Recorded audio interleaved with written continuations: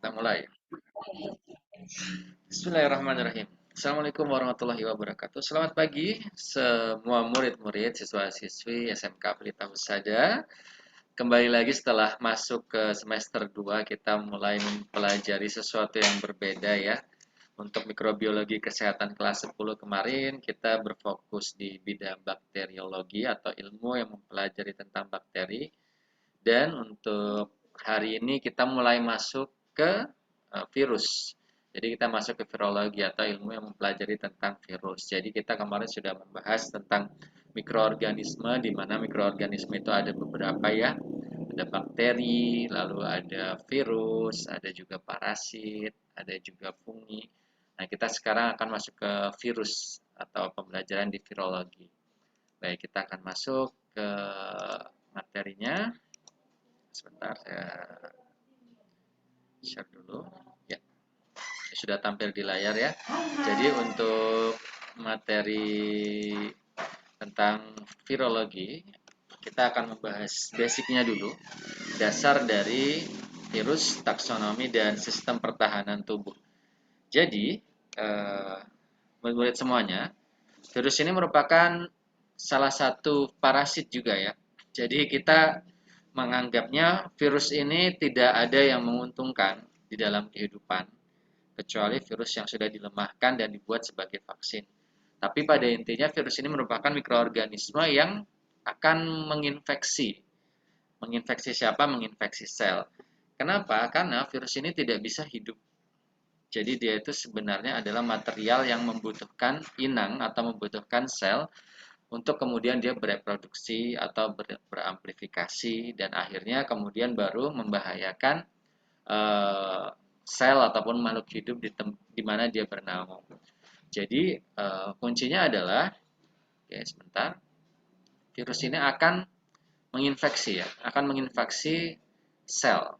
Karena apa? Karena si virus tidak punya komponen kehidupan sebagaimana mikroorganisme lainnya. Kemarin kalau kita belajar bakteri, kita di situ ada dinding sel, di situ ada mitokondria, ada ribosom, ada juga apa namanya spora, ada kapsul. Nah, virus itu tidak punya hal-hal seperti itu sehingga dia membutuhkan sel untuk kehidupan.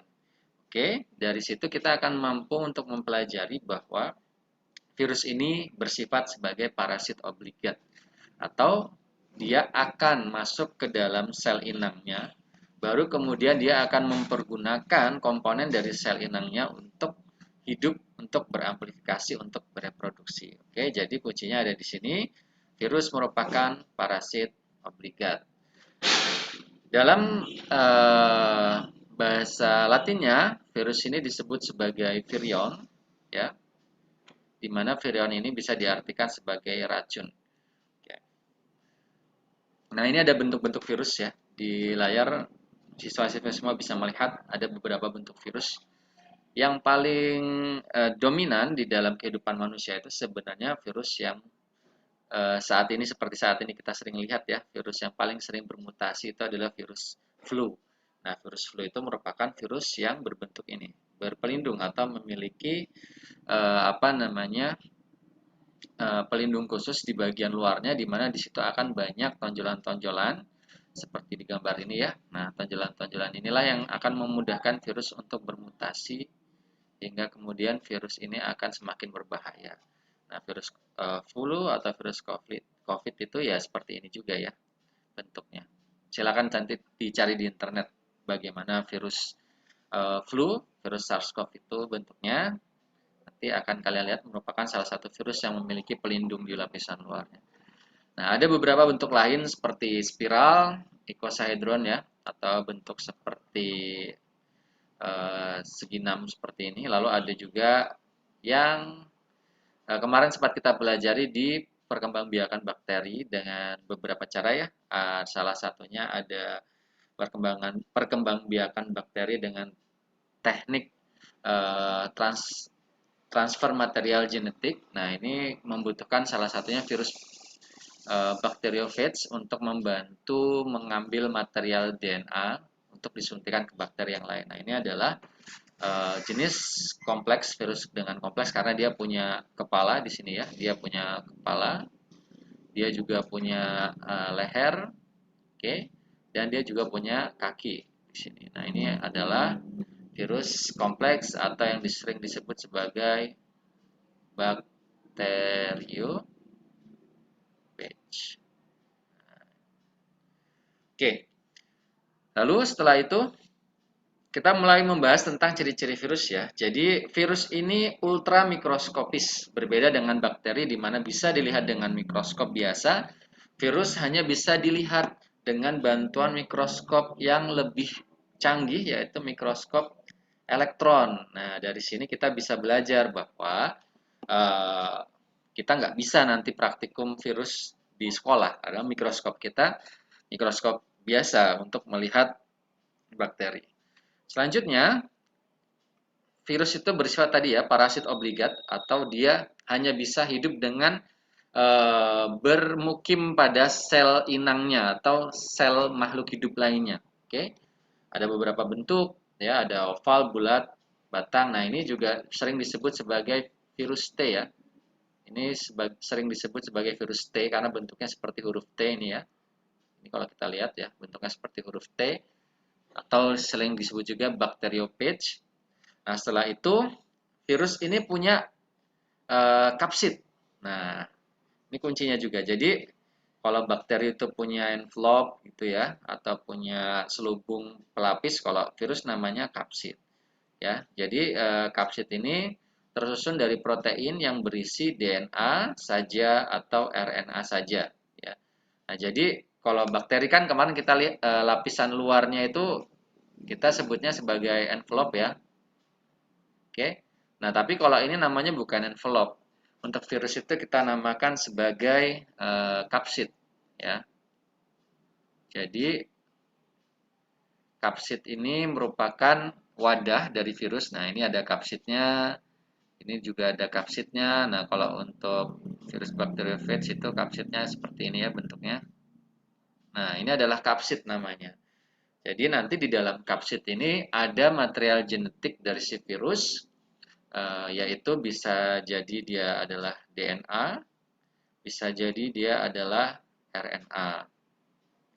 Nah, kelebihan dari virus juga, virus itu bisa dikristalkan ya. Nah, ini virus itu bisa dikristalkan. Maksudnya dikristalkan itu bagaimana? Jadi virusnya itu bisa dibekukan dalam suhu yang sangat dingin untuk kemudian dapat dimanfaatkan lagi di waktu yang sangat lama atau apa namanya misalnya kita akan melakukan sebuah penelitian begitu. Nah, virusnya kemudian kita kristalkan untuk kemudian kita baca lagi di beberapa tahun berikutnya itu bisa. Karena dengan kristalisasi ini kemampuan hidupnya bisa sampai ratusan tahun untuk virus. Kuncinya lagi, virus itu adalah harus beraktivitas di dalam sel makhluk hidup ya. Jadi virus nggak punya komponen seperti bakteri kemarin, virus cuma punya material genetik saja sama kapsid, udah itu aja. Makanya untuk dia bereproduksi atau beramplifikasi, maka dia membutuhkan yang namanya apa? Sel makhluk hidup lainnya gitu. Oke, kita lanjut ya. Ini virus influenza yang tadi saya bilang ya. Jadi virus itu di dalam kapsidnya itu bisa jadi RNA saja atau DNA saja. Jadi nggak bisa ada dua-duanya. Nah, kalau makhluk hidup yang lain kayak bakteri, parasit, tumbuhan, manusia, itu mereka punya komponen komponen yang lengkap gitu. Kita bisa punya DNA sebagai material genetik, tapi kita juga bisa memproduksi RNA untuk proses sintesis protein. Nah, itu yang saya maksud tadi bahwa kenapa virus harus ada makhluk hidup lain karena dia cuma punya komponen ini di mana komponen ini bukan komponen utuh dari sebuah makhluk hidup. Jadi dia harus punya kemampuan buat masuk ke sel makhluk hidup lain untuk melengkapi komponen kehidupannya untuk bisa beramplifikasi. Nah, ini ada virus influenza ya. Virus influenza itu bentuknya selubung ya atau bentuknya lingkaran ya. Untuk virus influenza bentuknya selubung atau lingkaran. Jadi apa namanya?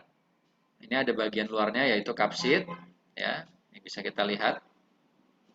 Lalu dia punya beberapa jenis tonjolan-tonjolan di luar seperti ini. Protein-protein di luar. Atau kalau misalnya kita bahasakan itu bisa disebut sebagai namanya spike ya. Protein spike untuk bagian luar. Nah, di sini ada juga sampulnya, envelope ya. Bagian luar ini adalah sampul ini di sini. Nah, lalu yang di dalam adalah RNA. Kenapa disebut RNA? Karena dia single helix. Ya. Nanti kita bahas apa yang dimaksud dengan single helix. Nah, kalau ini contoh bacteriophage atau virus T ya. Ini nama lainnya virus T. Kemarin kita sudah tadi sudah kita bahas di slide sebelumnya. Ini nama lainnya adalah virus T ya. Disebut bacteriophage karena dia akan menginvasi bakteri ya. Jadi dia akan menginvasi si bakterinya. Nah, di sini dia punya material genetiknya adalah DNA. Kenapa DNA? Karena dia double helix. Ya. Gimana cara membedakan single helix, double helix? Nah, kita lihat sama-sama untuk influenza. Di sini kita lihat ya, kumparannya hanya ada satu ya. Seperti ini ya. Rantainya itu cuma ada satu kayak gini. Oke, memanjang terus. Nah, ini untuk influenza. Nah, kalau untuk bacteriophage kita lihat di sini ya, ini kita lihat ya. Dia ada dua kumparan begitu.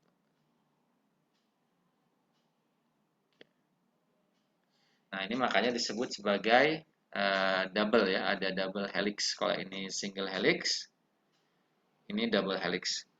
Oke. Nah, ini bacteriophage dengan komponen lainnya ya, dia punya leher, dia punya selubung ekor, ada juga kakinya ya, serabut ekor ini untuk menancap pada sel bakteri misalnya. Jadi, ini saya analogikan seperti ini, misalnya kita punya bakteri ya yang berbentuk basil, lalu ada si virus bacteriophage-nya mau bermukim ya ke dalam. Maka dia akan menancapkan kaki-kakinya ini ke bagian dinding sel bakteri. Lalu nanti material DNA-nya ya, material DNA-nya itu akan disuntikan ke dalam si bakterinya.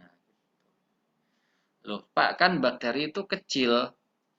Jadi gimana ceritanya virus bisa bermukim di situ? Nah, berarti virus itu lebih kecil lagi. Nah, dengan demikian apa namanya? Kita bisa berasumsi di kepala kita bahwa kalau diukur mikroorganisme itu, ukuran yang paling kecil pertama adalah virus, lalu setelah itu ada bakteri ya. Bakteri. Di situ kita bisa ketemu juga ada fungi atau jamur ya. Baru kemudian di sini kita bisa lihat parasit. Nah, ini jadi kita bisa melihat ini semakin ke kanan semakin besar. Nah, maka itu virus ada yang namanya virus bacteriophage, yaitu virus yang menginvasi bakteri. Oke. Nah, ini kita bedah ya lebih dalam. Yang pertama ada kepala. Jadi bagian kepala virus itu tadi biasa disebut sebagai kapsid ya. Oke. Bagian virus, kepala virus disebut sebagai kapsid, dan di dalamnya pasti ada material genetiknya. Ini ya, ada DNA-nya ya. Kalau untuk bacteriophage ini, kita lihat sama-sama di dalam kepalanya itu ada seperti selubung-selubung seperti ini. Ini disebut sebagai DNA ya, karena ada double helix, ada dua rangkaian dari apa namanya material genetik atau DNA. Lalu setelah itu di bagian luarnya ada selubung kapsidnya atau kepalanya ini ya, bagian luar seperti ini. Kita bisa lihat sama-sama, ini namanya kapsid. Nah, kapsid itu terdiri dari satu kapsomer. Yang mana kapsomer itu? Nah, kalau semua ini kan selubung ini namanya kapsid ya. Nah, kapsomer itu adalah satu bagian dari kapsid nih. Saya perjelas. Oke, ini menuju ke bawah ya, bagian sini sampai bagian bawah sini. Nah, ini disebut sebagai kapsomer. Ketika kapsomer itu saling melingkup menjadi satu kesatuan, melindungi dari material genetik si virus, baru kemudian dia dinamakan sebagai kapsid. Oke. Nah, untuk virus influenza juga demikian ya. Cuman karena virus influenza itu bentuknya bulat, maka dia menyelubungi dari seluruh RNA. Kalau virus influenza itu RNA ya, bukan DNA. Maka di situ nanti bentuk ini selubung ini akan menjadi bentuk juga ya. Kapsid ini akan menjadi bentuk dari si virusnya. Oke, tadi ya kapsid terdiri dari satu kapsomer. Kapsid terdiri dari sekumpulan kapsomer. Satu kapsomer itu tidak cukup disebut sebagai kapsid sebelum dia menyelubungi dari bagian material genetiknya. Lalu setelah itu dibuat dari protein, ya. Kapsid dibuat dari protein dan lebih kompleks ke dalamnya lagi, dia tersusun dari beberapa rantai polipeptida. Makanya apa namanya kapsid ini nanti kemudian akan memberi bentuk dari si virus ya. Misalnya tadi influenza, bentuk kapsidnya melingkar, maka ya bentuk virus influenza itu adalah lingkaran atau bulat seperti itu. Dan kapsid juga melindungi virus dari siapa? Dari lingkungan luar yang merugikan virus. Nah, inilah bagian atas atau bagian awal dari bentuk virus itu sendiri untuk kapsid. Bagi influenza itu bentuknya bulat, dan untuk virus bakteriophage ini bentuknya seperti prisma ini ya. Ada di sini. Oke. Nah, virus itu isi tubuhnya cukup sederhana, yaitu DNA saja atau RNA saja. Dia nggak punya dua. Kalau virusnya virus RNA berarti dia virus RNA. Kalau virusnya virus DNA dia virus DNA. Nah, untuk kelengkapan protein lainnya atau kelengkapan tubuh lainnya dia harus masuk ke sel inang baru kemudian bisa bekerja secara penuh begitu. Makanya kalau dia masih di luar maka dia tidak bisa beramplifikasi, tapi ketika sudah masuk ke dalam sel baru dia bisa beramplifikasi. Nah, yang disebut virion tadi atau dalam bahasa Latin yang artinya racun tadi ya, itu ada di komponen material genetiknya ya. Jadi di dalam sini, nih untuk influenza ini RNA dan untuk bakteriophage ini DNA, inilah terletak informasi tentang patogenitasnya atau tentang kemampuan untuk membuat sakit dari sel inang yang didiami. Oleh karena itu, di sini dia akan membawa sifat-sifat virus sebagai material genetik, dan di sini pula nanti yang akan membawa tingkat keparahan dari penyakit yang dibawa oleh virus untuk kemudian membuat si selnya itu menjadi sakit. Biarin mudah saya analogikan misalnya virus COVID kemarin ya. Virus COVID itu bentuknya seperti ini nih, sama. Dia virus influenza, bentuknya bulat seperti ini. Nah, informasi tentang apa namanya rantai genetik di dalam virus COVID itu ada di dalam selubung seperti ini nih. Nah, ini ya di gambar ini. Jadi nanti di sini akan dibaca nih sama si virus. Oh, saya adalah virus SARS-CoV begitu. Nanti saya akan kemudian menginfeksi orang, dan kemudian dari situ baru saya akan membuat sakit sebagaimana virus COVID itu membuat sakit orang sebelumnya gitu. Jadi misalnya kita tertular dari orang yang COVID, saya gambar di sini aja ya. Ini ada orang COVID nih. Oke. Lalu dia akan menularkan orang lainnya. Nah, pasti sakit dan gejalanya pasti sama. Kenapa? Karena material genetik dari si virus COVID itu akan tetap dibawa ke orang yang lainnya. Gitu. Mungkin akan ada beberapa mutasi, tapi yang namanya gejala itu biasanya akan cenderung sama. Mutasi itu hanya akan membentuk tingkat keparahan. Gitu. Jadi bisa jadi dia lebih parah, atau bisa jadi ya dia tidak lebih parah dibandingkan sebelum mutasi. Oke. Nah, terakhir untuk komponen dasarnya ya. Tadi kita udah bahas kapsid atau kepalanya. Kita bahas selanjutnya adalah untuk virus bakteriophage, itu adalah salah satu virus yang punya ekor atau kaki. Ini boleh disebut ekor, boleh disebut kaki. Fungsinya apa? Fungsinya tadi ya, untuk menginvasi bakteri karena dia memang virus yang menginvasi bakteri. Saya gambar sekali lagi. Ini misalnya ini ada bakteri kokus atau bakteri bulat. Oke, lalu setelah itu nanti virusnya akan datang ya, virus bakteriophage akan datang, lalu dia akan meletakkan kakinya pada bagian dinding sel bakteri, kemudian di dalam sini ada DNA-nya ya, ada DNA-nya si virus. Secara simultan kemudian DNA ini akan disuntikan ke dalam dinding sel bakteri. Oke. Jadi ini ada bakteri, disuntikan sama si virus bakteriophage ini DNA-nya ke dalam. Sehingga nanti DNA-nya masuk ke dalam sel bakteri, baru kemudian bakterinya akan secara perlahan demi perlahan akan mulai sakit ya. Atau ada juga yang memang bakterinya itu memanfaatkan proses ini untuk melakukan pembelahan diri. Ada yang seperti itu. Kemarin kan kita belajar tentang transduksi, transformasi, dan pembelahan biner ya. Nah, di situ kita kalau di transduksi itu kita akan melihat bahwa perkembangbiakan bakteri itu juga dibantu sama virus. Begitu. Nah, virus yang membantu ini adalah virus bakteriophage ini ya. Nah, di sini kita bisa melihat bahwa benang-benang DNA itu nanti akan disuntikan ke dalam dinding sel si bakteri. Nah, mungkin ini dulu ya untuk basic dari virologi. Jadi yang penting kita sudah tahu bahwa virus ini merupakan parasit obligat atau parasit yang mendiami suatu sel baru dia kemudian bisa memfungsikan dirinya sebagai virus. Virus semuanya adalah berbahaya. Nah, setelah itu kita juga harus tahu ciri-ciri dari virusnya ya. Ultramikroskopis, sangat kecil. Lalu setelah itu bentuknya juga bermacam-macam, ada yang oval, ada yang icosahedron, spiral, ada yang bakteriophage. Itu bisa dikristalkan, dia tersusun dari DNA saja atau RNA saja, dan aktivitasnya juga harus di sel makhluk hidup ya. Nah, kita juga membahas struktur virus dasarnya. Yang pertama tadi kita bahas kepala atau kapsidnya, di mana kapsid terdiri dari beberapa kapsomer. Di dalam kapsid ada material genetiknya, bisa DNA atau RNA saja. Dan juga kapsid ini tersusun dari beberapa protein monomer. Nah, protein monomer ini juga tujuannya untuk melindungi virus dari kondisi lingkungan yang bisa merugikan virus.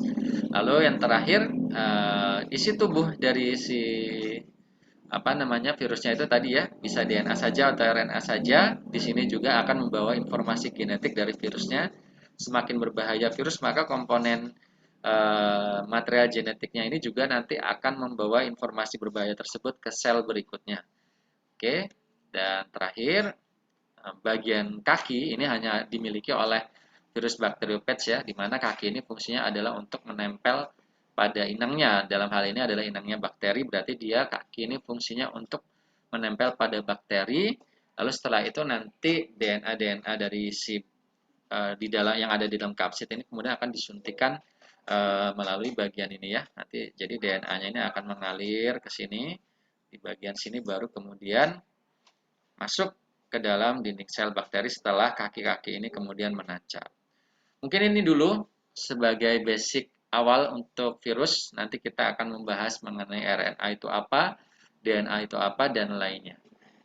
Oke, baik. Saya cukupkan untuk materi hari ini. Untuk kuisnya nanti saya akan bagikan di grup WhatsApp. Terima kasih. Saya akhiri. Assalamualaikum warahmatullahi wabarakatuh.